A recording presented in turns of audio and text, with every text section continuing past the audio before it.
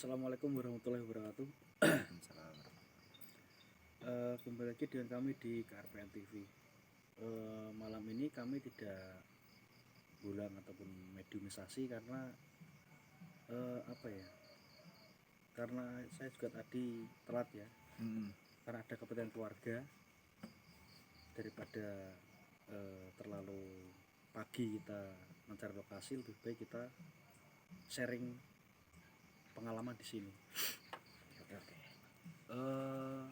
Mungkin kami akan membahas tentang masalah sosok. Iya. Untuk susu itu sendiri ada berapa banyak macamnya, Mas? Kalau macamnya itu sangat banyak sekali ya, tergantung si peminat. Dia ingin menempuh ataupun memiliki hajat kayak semisal untuk orang yang bekerja di hiburan malam ya, biasanya kan untuk kecantikan dan juga penarik customer ya. Seperti itu, tergantung si peminat sebenarnya. Untuk yang mungkin yang paling bawah ya, Mas ya. Itu macam susuknya apa, Mas? Yang paling rendah mungkin yang banyak dicari adalah Sumberland. Sumberland, Mas. Itu salah satu jenis susuk yang mungkin juga simple ya, dan juga kalau mahar juga sedikit terjangkau daripada susuk yang seperti berlian dan juga emas. Rata-rata Sumberland itu digunakan untuk aura wajah. Jadi untuk membuka aura gitu, Mas ya. Jadi seperti halnya namanya ya, Sumberland itu termasuk hewan apa ya, serangga. Kita membahas tentang warnanya dulu. Itu sangat menarik ya warnanya. Iya, sangat menarik, cantik, seperti mengkilat. Sumberland itu hewan yang hidup, kemudian ditanamkan ke dalam kapsul. Jadi itu hidup-hidup, Mas ya? Ditelan. Tapi itu kan besar, Mas. Yang dipakai kalau kebanyakan akun virtual ya, itu sayapnya. Cuma sayapnya gitu. Tidak sedikit juga yang ditelan hidup-hidup. Tapi kebanyakan mati, sudah kaku. Dengan doa-doa dan syarat tertentu. Jadi tidak asal kita nemu hewan kita telan jadi penyakit nanti.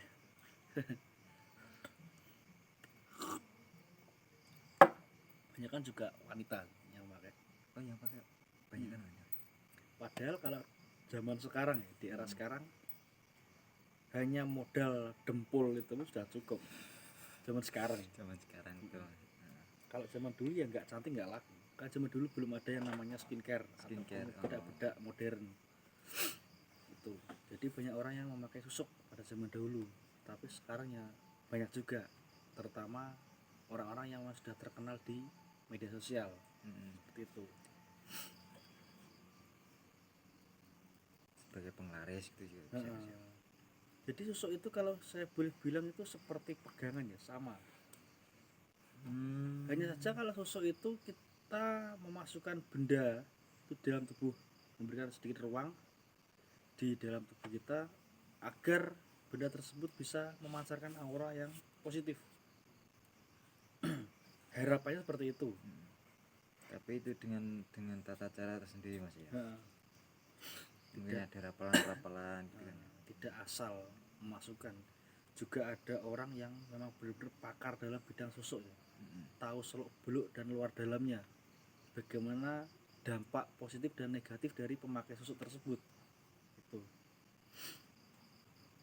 Jadi sekian banyaknya orang juga mungkin tidak mengetahui ya dampak buruk ataupun negatif dari susuk tersebut. Mereka berpikir bahwa kalau memakai sosok itu mungkin mempermudah kehidupan. Semisal kayak bekerja lebih lancar, rezeki juga mungkin enggak apa ya, kalau butuh selalu ada lah. Nggak sulit lah Mas. Tidak terlalu sulit di bidang ekonomi. Tetapi di sisi lain juga yang namanya sebab itu pasti ada akibat. Akibat ya, betul, Mas. Pasti ada efeknya Mas. Tidak semua sosok itu Berdampak positif. Karena kita menggunakan pengaruh jin. Itu pengaruh gaib. Mungkin kalau yang nggak percaya ya, kita berbicara tentang cara masuknya sosok tersebut juga mungkin tergolong supranatural ya. Iya.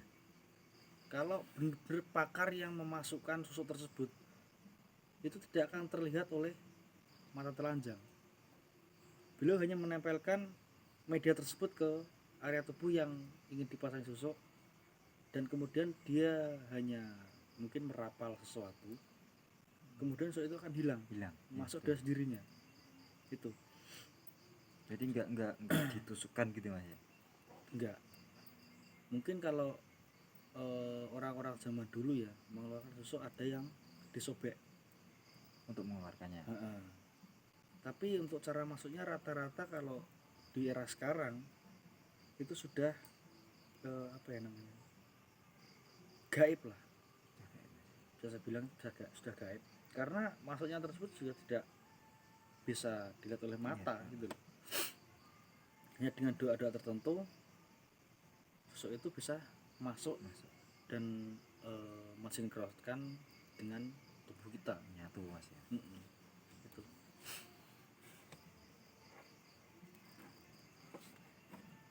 Terus ada lagi nggak Mas ya yang selain Samberlelen itu Mas? Ada juga sosok yang dari Inten Mas ya. ada, terus emas juga ada, kuningan, dari besi pun juga ada. Tetapi kalau yang berbau-bau seperti barang-barang mahal ya, biasanya untuk memperbaiki jasad ataupun wujud diri yang mungkin tidak pede lah dengan dirinya. Mungkin yang dulunya jelek jadi cantik atau auranya semakin bertambah. Itu jadi perlu kita pahami bahwa sosok itu menarik apa namanya, perhatian kepada sesama jenis maupun lawan jenis. Itu kalau untuk perawatannya, tapi rata-rata juga itu yang dicari untuk untuk perawatan wajah biasanya. mungkin di tubuh atau yang lainnya gitu Mas ya. Dan juga pasti ada yang namanya pantangan. Pasti ada Mas ya. Pasti ada pantangan untuk memakai sosok, dan itu pun berbeda-beda Mas. Pasti berbeda. Ada yang sama ya, kayak semisal pemakai sosok tidak boleh memakan pisang emas. Iya. Itu pernah dengar Mas. Itu ada. Makanya saya bilang sosok itu sama seperti pegangan ya. Kalau pegangan semisal kayak lembu sekilan, pengguna lembu sekilan tidak boleh memakan daging sapi atau kerbau. Itu nggak boleh. Jikalau tidak sengaja, maka energi dari khotam tersebut akan hilang. Jadi langsung hilang. Karena dia sudah melanggar pantangan yang sudah diberikan. Meskipun itu tidak sengaja. Pasti hilang. Karena sebelum memakai sosok, si pelaku akan diberikan arahan oleh si oknum tersebut bahwa dilarang makan misalnya sate ini, nggak boleh, atau makan apa, itu pasti diberikan sebuah pantangan. Tapi kalau susuk yang mungkin Islam, bukan Islami ya, tetapi lebih pakai doa. Itu bisa lebih mungkin apa ya namanya, bertahan lama. Jadi ada ya Mas ya yang Ada sosok yang pakai doa, tidak pakai media semacam benda-benda mati. Itu jadi nggak pakai emas atau apa enggak, itu hanya pakai amalan. amalan. Dan juga satu hajat ya, kalau semisal ingin apa namanya, menambahkan aura kecantikan ataupun apapun, ya hanya fokus itu ketika membaca amalan tersebut. Jadi kalau membaca amalan tersebut juga harus satu tujuan, tidak boleh yang tadinya aura setelah amalan mikir sugih lah apa dan segala macamnya, itu tidak akan berefek apapun. Jadi ya rugi. Alhasil tidak akan mempercayai adanya doa tersebut gitu loh. Kalau bahasa sedikit Islamnya ya tidak ada karomahnya, tidak mendapatkan sebuah karomah tersebut. Itu. Jadi mungkin saya akan sedikit membicarakan tentang dampak negatif Dampaknya Mas ya. pemakai susuk tersebut. Mungkin selain apa namanya, menarik perhatian dari bangsa manusia atau bersama jenis atau perawat jenisnya, susuk tersebut juga menarik bangsa gaib untuk Jadi bisa tertarik. Bisa. Jikalau si pemakai susuk tersebut mungkin tidak mengetahui ataupun apa namanya, tidak paham tentang hal tersebut, itu akan bisa berdampak pada keluarganya. Nah, kok bisa Mas? Jadi gini, misalkan si A memakai susuk ya, dia tidak paham dan juga tidak mengetahui tentang seluk-beluk mengenai susuk tersebut. Jika ada jin yang datang, kan dia nggak tahu ini positif atau negatif. Jika yang datang itu banyak negatifnya, mungkin akan ada yang namanya bentrok energi kepada satu rumah tersebut, dan yang tidak kuat akan mengalami sakit. Itu seperti itu dampaknya. Itu sampai mati nggak Mas? Kalau Enggak. ya, cuman sakit gitu ya Mas ya? Kemudian jikalau si pemakai itu diketahui oleh mungkin tetangga sekitar ya, atau banyak orang, jika dirasa itu merugikan, pasti akan dikucilkan. Itu pasti dibenci oleh semua orang. Karena dirasa merugikan.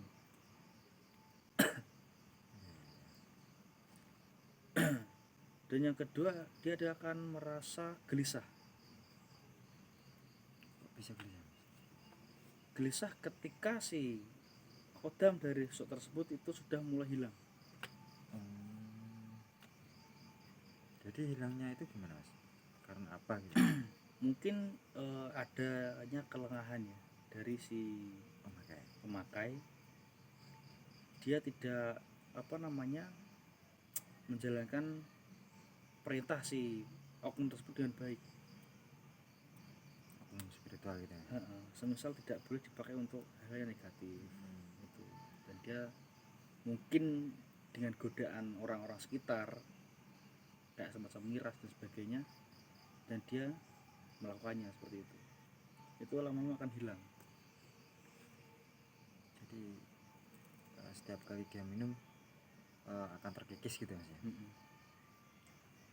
Terus yang mungkin banyak sekali kita dengar di kalangan masyarakat adalah pemakai susuk akan sulit mati. Iya. Itu pasti sering sekali mendengar. Ya, sering. Itu cara kerjanya seperti ini. Jadi bukan sulit mati ya, tetapi di dalam susuk itu kan ada yang namanya jin ya. Jin itu tidak akan pernah merelakan rumahnya itu mati. Itu. Iya. Jadi pengen terus gitu ya. Jadi sebisa mungkin dia akan terus apa namanya, kalau bahasa Jawa ini ganduli omahe, agar tetap bisa beraktivitas dengan normal itu. Meskipun dia sudah nggak bisa apa-apa gitu Mas. Tetap harus hidup gitu loh. Hmm. Jadi kalau mungkin sosok itu keluar kan dia harus cari rumah baru, Iya. dan nggak semua orang bisa ataupun mau menerimanya gitu loh. Ada orang yang mau pakai susuk, dia masih suka ya karena diberi rumah ya benar-benar bisa bergerak kemanapun. Jadi jin itu tidak akan pernah membiarkan rumahnya itu mati di situ, bukan karena malaikat tidak ataupun sulit untuk mencabut nyawanya, tetapi hanya jinnya tersebut tidak menginginkan gitu ya. Rumahnya itu mati gitu loh. Seperti itu Mas.